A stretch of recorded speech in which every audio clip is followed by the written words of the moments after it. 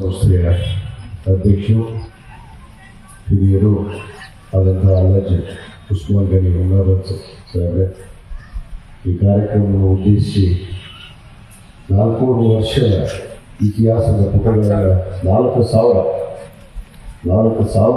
ವರ್ಷದ ಇತಿಹಾಸ ಪುಟಗಳನ್ನು ಪ್ರತಿಮೆಯನ್ನು ಮಾಡಿ ನಿಮಗೆ ಮಾರ್ಗದರ್ಶನ ನೀಡಿ ಇವತ್ತು ಈ ಹಬ್ಬದ ಅಂಗವಾಗಿ ಬೇರೆ ಕಾರ್ಯಕ್ರಮದಲ್ಲಿ ತಿಳಿಸುತ್ತಾ ನಮ್ಮ ಬಾಬು ಕಾಜಿ ಸಾಹೇಬ್ರೆ ಹಾಗೂ ಉಪಸ್ಥಿತಿರುವಂಥ ಎಲ್ಲ ಅಂಜುಮನ್ ಸಂಸ್ಥೆಯ ಪದಾಧಿಕಾರಿಗಳೇ, ಗುರು ಹಿರಿಯರೇ, ಯುವ ವ್ಯಕ್ತಿಗಳೇ, ಎಲ್ಲರಿಗೂ ನಾನು ಈ ಒಂದು ಪವಿತ್ರವಾದ ವಿಶೇಷವಾದ ಬಕ್ರಿ ಈದ್ ಹಬ್ಬದ ಶುಭಾಶಯಗಳನ್ನು ನಾನು ಕೋರಕ್ಕೆ ಇಚ್ಛೆಪಡ್ತೇನೆ.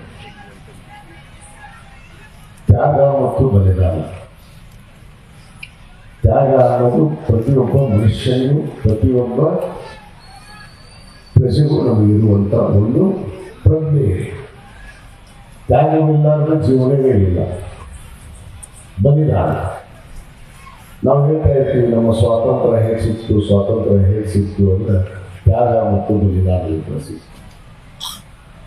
ಈ ಪವಿತ್ರವಾದ ಹಬ್ಬ ಇವತ್ತು ಬಕ್ರಿ ಈದ್ ಹಬ್ಬ ಅಂದ್ರೆ ತ್ಯಾಗ ಬೇಕು, ಕುರ್ಬಾನಿ ಅಂತ ನಾವು ಹೇಳ್ತೀವಿ. ಕುರ್ಬಾನಿ 14 ವರ್ಷದ ಹಿಂದೆ ಜಗದ್ಗುರು ಮೊಹಮ್ಮದ್ ಪೈಗಂಬರವರು ಯಾರನ್ನು ತ್ಯಾಗ ಕೊಟ್ಟರು?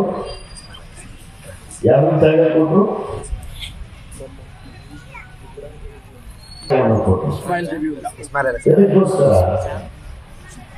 ಇವತ್ತು ಧರ್ಮಕ್ಕಾಗಿ ಆ ಒಂದು ನಿಮಿತ್ತದಲ್ಲಿ ನಾವು ಇವತ್ತು ಈ ಬಕ್ರಿ ಈದ್ ಹಬ್ಬವನ್ನು ಒಂದು ತ್ಯಾಗದ ಹಬ್ಬ, ಸ್ಯಾಕ್ರಿಫೈಸ್ ಅಂತ ಹೇಳ್ತೀವಿ.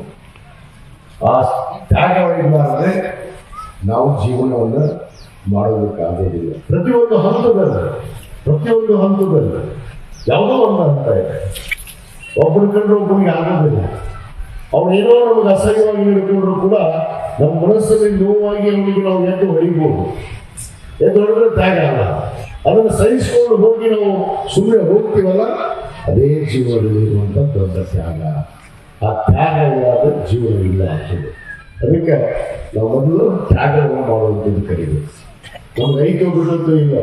ಇನ್ನೊಬ್ಬರು ಉಪವಾಸ ಇದ್ದಾರೆ ಅಂದ್ರೆ ಧರ್ಮ ಏನು ಹೇಳುತ್ತೆ? ಅವನ ಹೊಟ್ಟೆ ತುಂಬಿಸು ನೀವು ಉಪವಾಸ ಇರುವಂತೆ.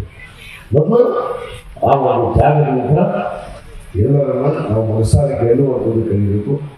ಇದಕ್ಕಾಗಿ ನಮ್ಮ ಅಂಜುಮನ್ ಸಂಸ್ಥೆಯ ಅಧ್ಯಕ್ಷರು ಒಂದು ಸಂಸ್ಥೆ ಒಂದು ಧರ್ಮವನ್ನು ನಡೆಸಬೇಕಾದ್ರೆ, ಸಮಾಜವನ್ನು ನಡೆಸಬೇಕಾದ್ರೆ ಅಷ್ಟು ಸರಳವಾದ ಮಾತಲ್ಲ. ಆದ ಕಾರಣ ಪ್ರತಿಯೊಬ್ಬರು ಇವತ್ತು ಒಂದು ಅಂಜುಮನ್ ಸಂಸ್ಥೆಯನ್ನು ಹೆಮ್ಮರವಾಗಿ ಎಲ್ಲರೂ ಕೂಡಿ ಇವತ್ತು ಕಟ್ಟಿದ್ದೀವಿ. ಅದಕ್ಕೆ ಇವತ್ತು ಹೆಚ್ಚಿನ ವ್ಯಾಸಂಗಕ್ಕಾಗಿ ಏನು ನಮ್ಮ ಉರ್ದು PU ಕಾಲೇಜಿನ ಇವತ್ತು ಮಾನ್ಯ ಅಧ್ಯಕ್ಷರು ಇಡೀ ರಾಜ್ಯದಲ್ಲಿ ಬಹುತೇಕ ಎಷ್ಟು ಜನ ಒತ್ತಾಯ ಮಾಡಿದ್ರು ಬಿಟ್ಟರು ಗೊತ್ತಿಲ್ಲ, ಅವರು ಹೊಗಳ್ತಾ ಇಲ್ಲ. ಆದರೆ ಇಡೀ ರಾಜ್ಯದಲ್ಲಿ ಮುಖ್ಯಮಂತ್ರಿ ಕೈ ಹಿಡಿದು ನಮ್ಮ ಉರ್ದು PU ಕಾಲೇಜ್ ಬೇಕೆಂದವರು ಅದು ನಮ್ಮ ಉಸ್ಮಾನ್ ಗನಿ ಮಾಡ್ತಾ ಇದ್ದಾರೆ.